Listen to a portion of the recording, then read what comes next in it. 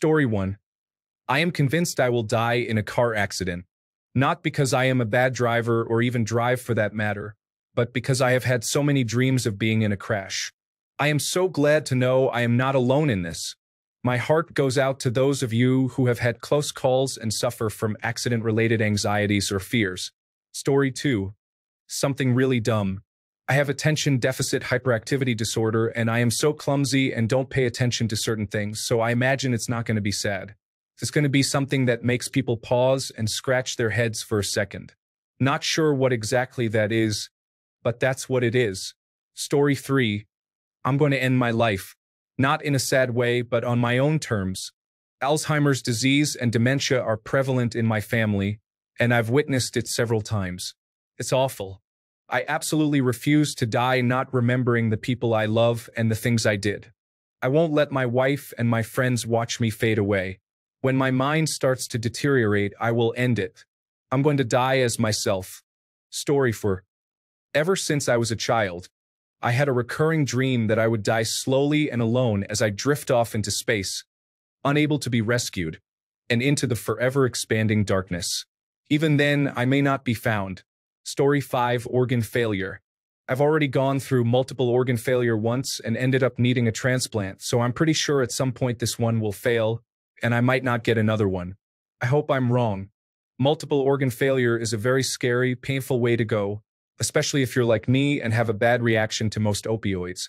Story 6. This thread is breaking my heart. If anyone needs to talk to someone, my inbox is open. Coming from an often suicidally depressed middle-aged mom who is neurodivergent and a safe space. Sometimes you just need to talk to someone who doesn't know you in real life. To answer the question, probably something liver-related. I was diagnosed with autoimmune hepatitis in January. Story 7. I am going to be walking down the street under a mini crane hoisting up a grand piano.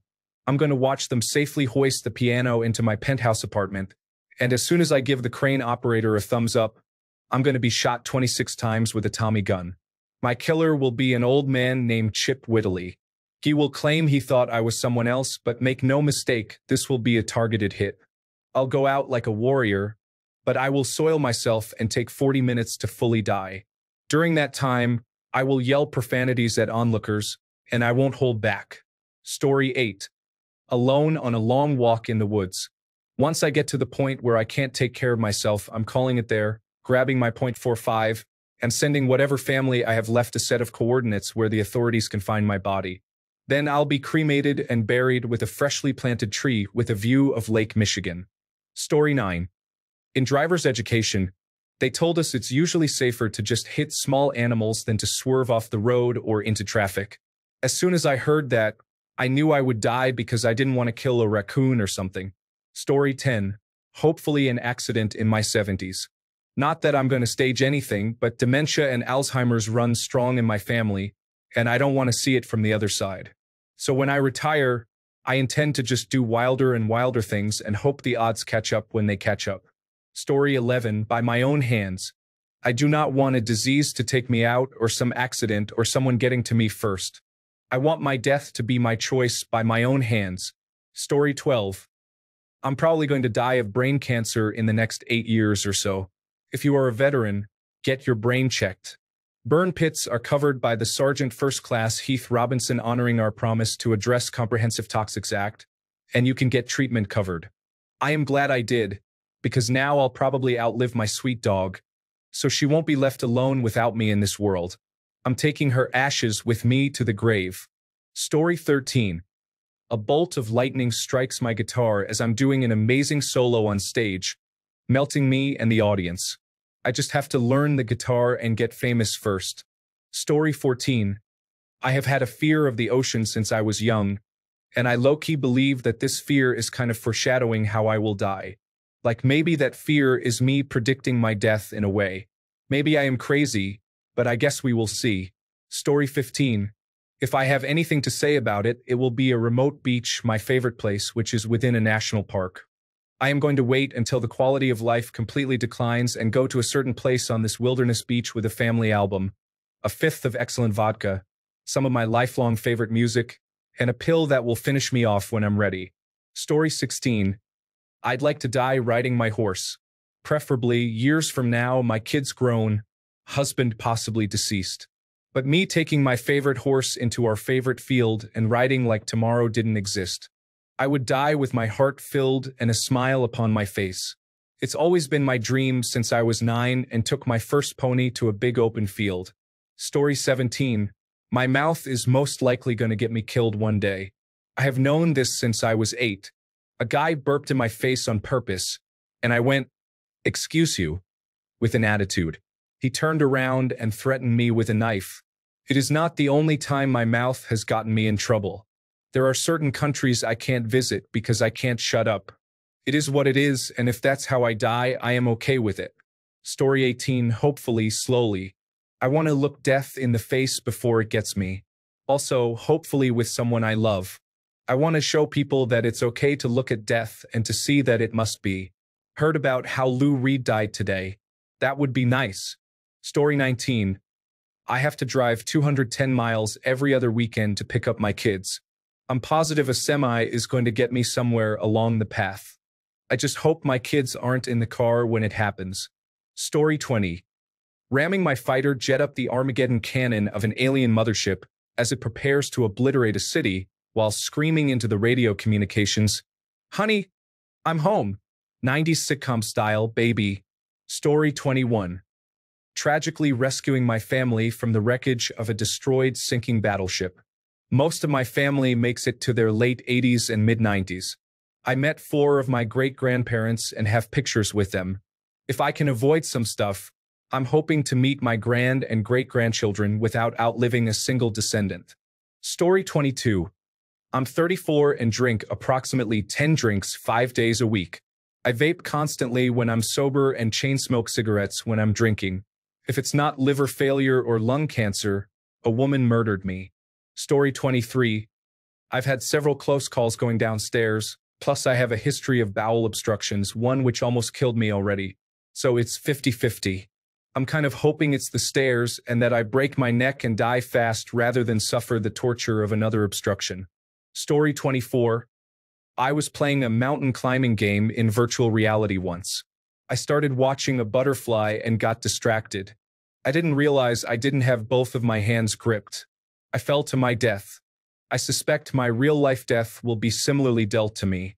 Story 25. According to common opportunities and the reality for many of us, I will die of overwork due to cost-cutting, simple logic.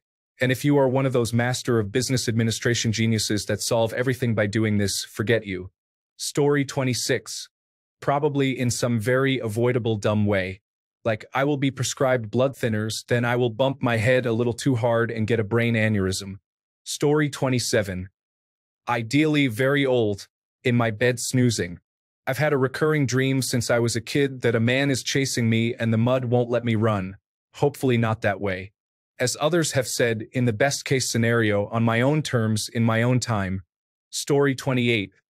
Probably by overthinking a Reddit question like this and spiraling into an existential crisis, or by tripping over my own feet while carrying snacks. Story 29. I'll probably end up being taken out by either my physical or mental illnesses. I have a plethora of health issues, and old age will not mix well with them. If they don't kill me first, the depression will likely win. Holding on out of spite for now, though. Story 30. In a huge ball of fire and a mess of twisted metal as I fly off the road at 152 miles per hour in my Ford Mustang GT with my foot still hard on the gas pedal, attempting to negotiate a twisting road while running late on my way to work. It's going to be absolutely beautiful. Story 31. Before my 2-year-old was born, I was hiking a lot alone, and I always feared falling from a cliff. Today, if everything remains the same, I will most likely die from a heart attack or cancer. If my wife dies before me and my child becomes a grown man, then falling from a cliff still stands. I love the outdoors. Story 32. Gasping for air. I have had a double lung transplant, which will inevitably be rejected or infected. I already know what it feels like to not be able to breathe properly from when I was waiting for my transplant, so I do not have any illusions about what is in store. Story 33. If I'm honest, probably suicide. I'm doing fine now, but I live with long-term depression that flares up from time to time. so I have no doubt one day an episode will be bad enough and line up with other events in my life when I'm low that it will happen. Story 34. Massive heroin overdose. Self-administered and entirely planned. Skip away on a cloud. Never done heroin before, so tolerance very low. It will be my ultimate way out. Story 35. I've already planned my exit. This is how it's going to go down. I'm in my 30s, female, but I have been told I'll probably live well into my 90s. I'm also exactly 5 feet, meaning that I am very short and very petite.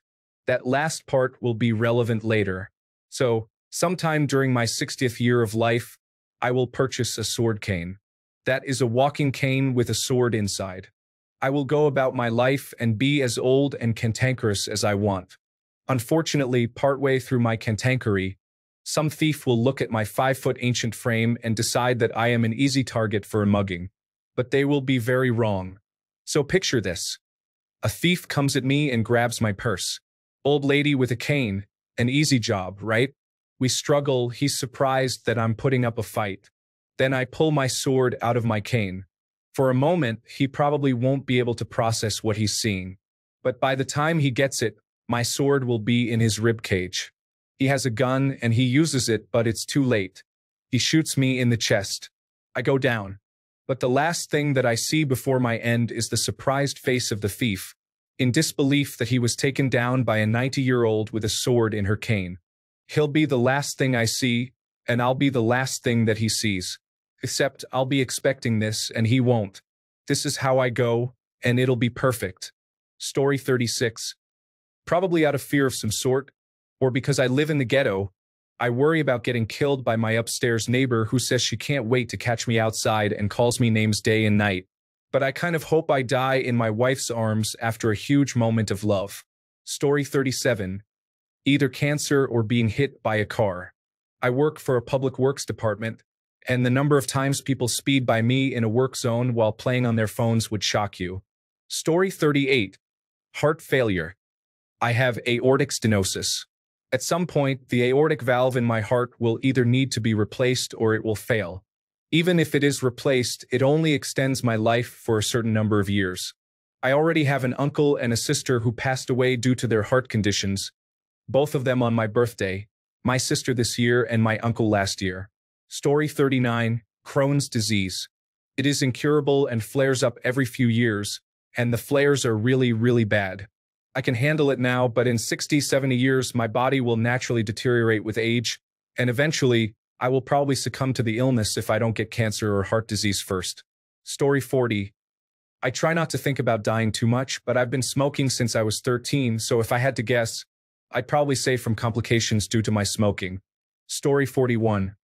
I'm going to finally decide to take a long motorcycle trip and then go through a tight turn, fly off the side of a mountain, and die because there were exactly 3 pieces of gravel at the wrong spot at the wrong time. Story 42. Heart attack. I've done cocaine, marijuana, and MDMA for the last 15 years or so.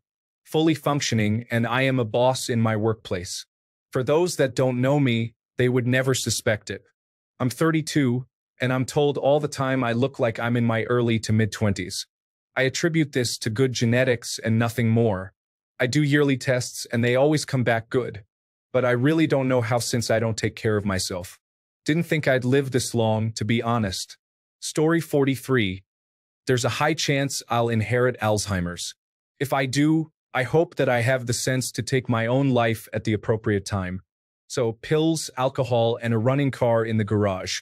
I do not want to be a confused, frightened, angry burden the way so many people become with this awful disease. Story 44.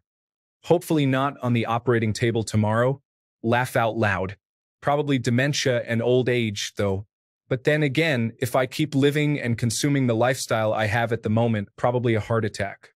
Story 45. Cancer probably. I've already had it twice. I have Lynch syndrome, which is a cancer gene. It runs very strong in my family. The cancers grow within months of getting yearly tests. Story 46. I have been suffering from chronic pain for almost 40 years. I am so weary. I used to be an extreme extrovert, but now I rarely leave my house and no one ever visits. I will take myself out with my pain pills before the loneliness kills me.